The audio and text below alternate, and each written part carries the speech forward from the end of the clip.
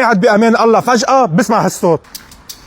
قد صار لك على العربية؟ 7 سنين. ماشي حالك؟ بخير الله الحمد لله.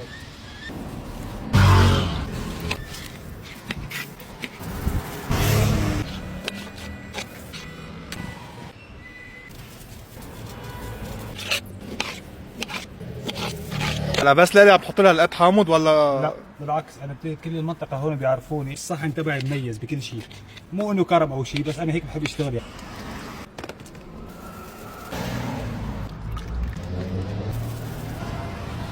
الفول ما بيلبق له الجبنة. يا عيني عليك، اعطيني رايك بكل صراحه. رح دوق لايف قدامه واعطي رايي. هيدي الذره مع الجبنه فكره حلوه. فولتنا على البسطات عن جد فكره حلوه. بهار الجبنه مع الذره فوق كثير طيب. هذا الصحن ب 300,000 وصحن الذره هونيك على النصين كمان 300. شو وضعهم؟ على الدواخ. فولايه بده يجي معها حامض اجباري، بدهم كلهم يفوتوا على تمك. هيك على طول تقطع من هون؟ يوميا. ولا فولادك طيبين، الله يعطيك الف عافيه. نصيحه يلي بيشوف العم هون يجرب هالبسطه عشان كثير طيب، يعطيك الف عافيه. كلك ذوق، الله يعافيك ويزيدك عافيه يا رب.